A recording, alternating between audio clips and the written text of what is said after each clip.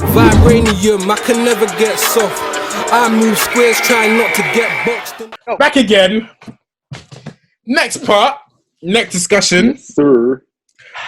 Forcing trades. And when I say force, I mean literally toys out the pram. I won't be here no more. Obviously, tweet. Yeah, the shenanigans. You can we can put AD in this, although AD's wasn't as babyish, but he did, publicly. AD said basically, I'm not gonna. I don't want to be here, whatever. And a lot of people had, a lot of man caught fines for that, for trying to, do the team. At least he played. But he did play. He played hard. He played hard. We've seen other players just not look like they want to be there, like literally displaying that they don't want to be there. So I want to ask you guys, we'll start with Cameron, is all of this ruining the NBA? Because with the characters that we have in the NBA now and the ones that are coming, this ain't the last of this happening. It's not. Especially it's just if the beginning. Yeah. It's just the start, fam. Especially if Brooklyn win a ring this year.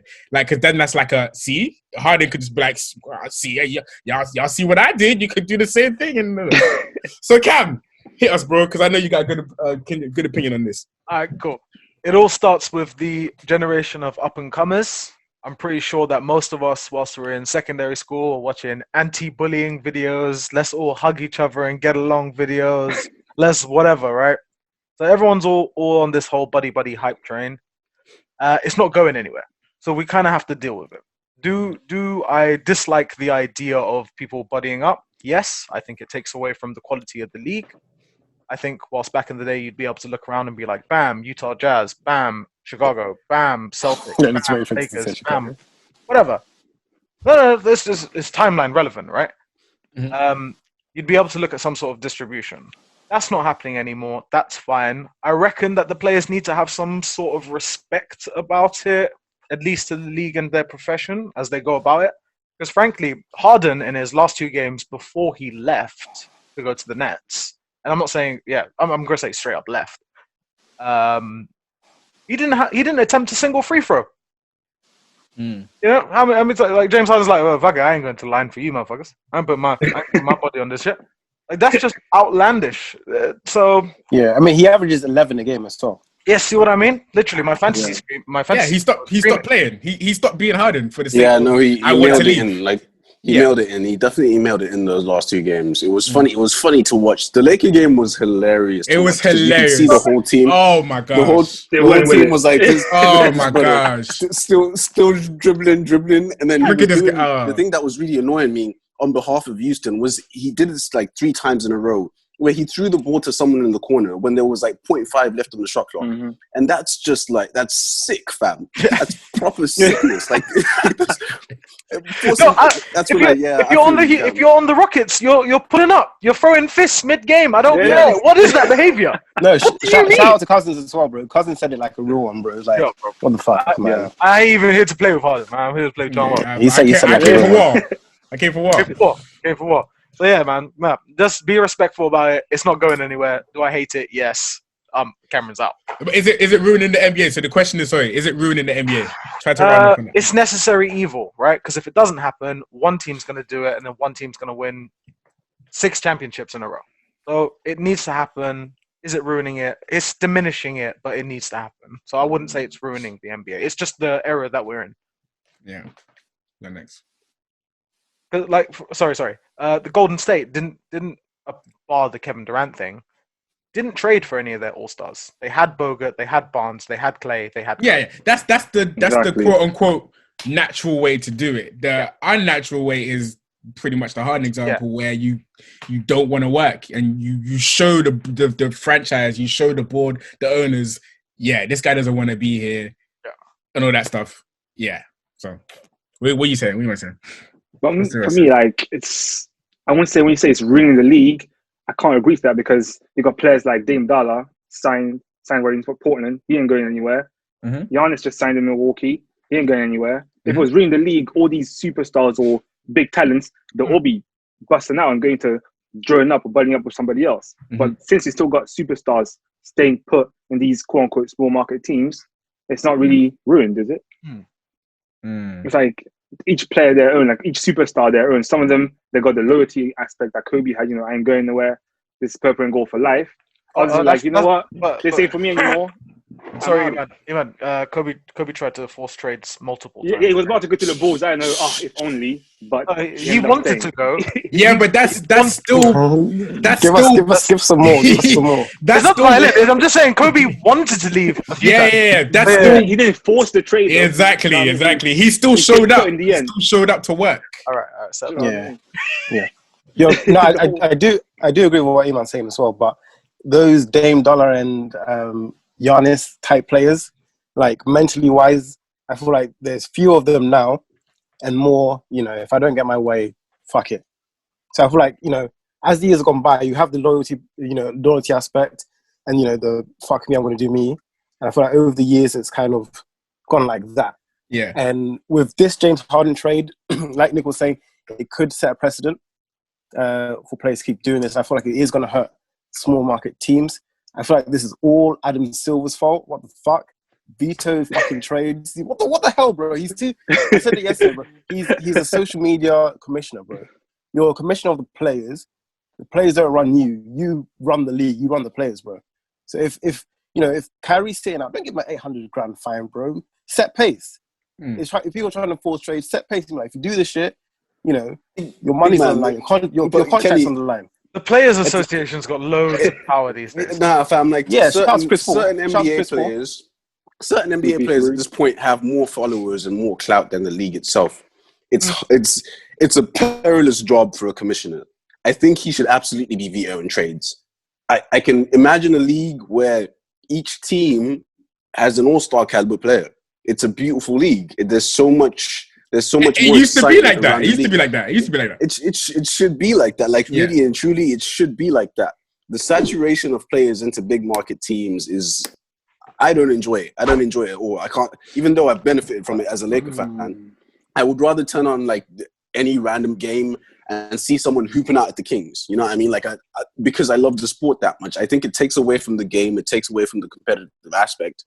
But also, like, damn, bro, like, I think the NBA is like the only league where players do exhibit the right amount of power is in terms of how much they generate, the revenue they generate, and how much their bodies are being put on the line. I think there has to be somewhere in the middle where you meet what the demand is for the players to be seen.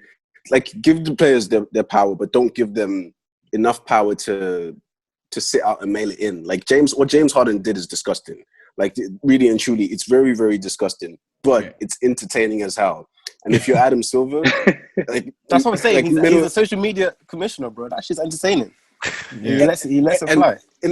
In the context of this year, like, nothing is happening in all these other leagues. Like, I don't even know what the hell is happening in the NFL. Like, it's like it's playoffs in the NFL, and people were tweeting about the NBA. It's like they're winning. You know what I mean? Yeah. So there does have to be a balance struck. I don't know. I think they tried to do it with the draft. But it's difficult because that incentivizes tanking and things like that. Yeah. Redistributing talent around the league has to be one of their biggest priorities, because once you start seeing, even though you get the Giannis's and like the Dames, I think there has to be more done by the league to make sure there's more parity around, because you can't be having teams that are like 2-9 and then having teams 11-3. And it's because someone just bumped this team like last year. It's not fair to fans. Mm-hmm. It's not fair to Houston fans to one day wake up, James Harden is gone, and you've got John Wall's knees and Boogie Cousins' Achilles. What the Warriors did last year is inexcusable. That blatant tanking show. Oh, wow. That was disgusting. Talk your shit. Talk your shit. I'll be back. Yeah, Tell him.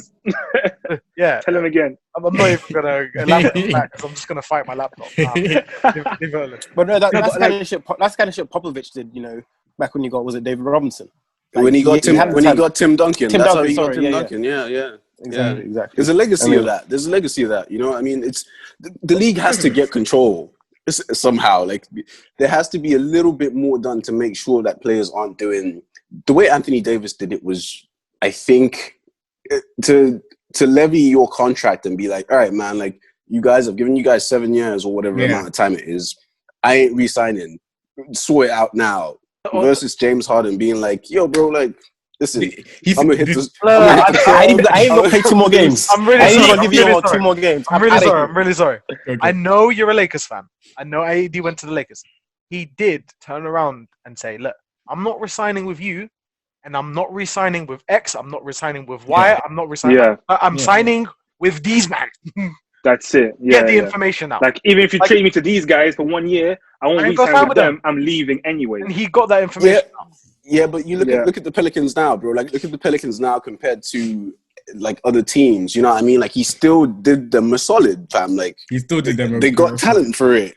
You know what I mean? Like, that's the meeting in the middle that I'm talking about. I feel like that's a bit lucky because of the trade package that they got for him. Because yeah, he forced his way to LA. Let's say he wanted like another team like the Nets. He would have had to gut the Nets.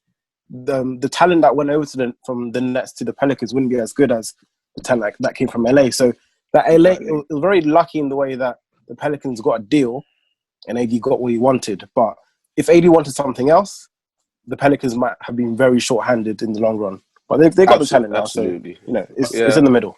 End of the day, it worked out for all parties involved, right? Yeah. On you, man.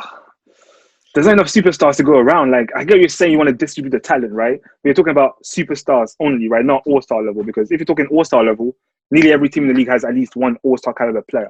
That's a fact. Like, absolutely. So you're talking about superstars and above, right? There's not enough of them to go around. Not every team can have one of them. Like, even all-star level players, the all-star game is what, 5-on-5, 5 subs, that's 20 players. There's 32 teams in the league. There's still 12 teams without an all-star player. Do you know what I'm saying? So mathematically, it's not really possible for that to happen. There's always going to be winners and losers. It's got to be that way. That's all it is. The game is the game, man. The game is the game. The game is the game. We actually, we touched on some. I like what you said about vetoing trades. I want to get into that. That is. Do you feel like that should be brought back? I mean, not brought back because I don't know. I don't even know where. I don't even know where that's if that's still a thing. Like I don't even know how that works right now. But do you want to see more of it? Basically, did we want to see Adam Silver come in and say, "Whoa, James, Kyrie, KD"? I did because of Chris Paul.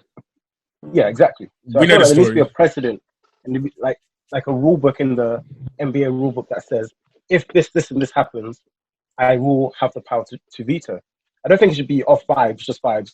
All Kyrie, KD. It can't be just vibes. There has to be. There has to be some sort of precedent that makes us be like, oh, okay, that makes sense. But you can't do a CP3 and Kobe. Virtually a big two with an agent. They have power at the time as well. These teams are mortgaging their futures, though. Like when you look at what the Clippers did and when you look at what Brooklyn did, they're shipping away their entire future. Like, quote unquote. Like, if it doesn't work out and they don't win in these windows, they're going to be really shitty teams for a long time with no way of building back. Yeah. So I think that's the take.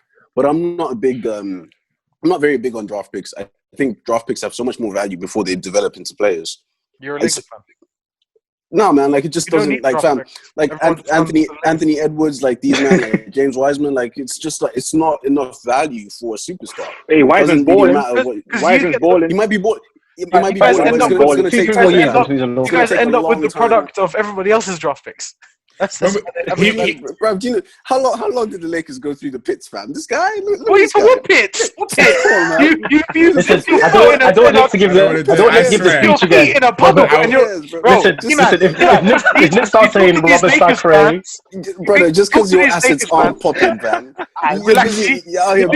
Marketing them, man. I swear to God, if you talk to these Lakers fans, they'll describe it like they've been to Auschwitz, fam.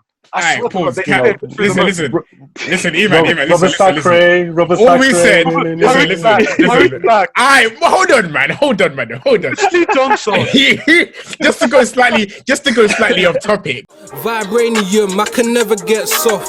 I move squares, trying not to get boxed. In the last quarter, could've won awards for my trap prowess. I was turning turnover all mad hours, reminiscing about the days I used to have hours. Hit 2 licks in like 2 hours. You gon' need a brown box and some cute flowers.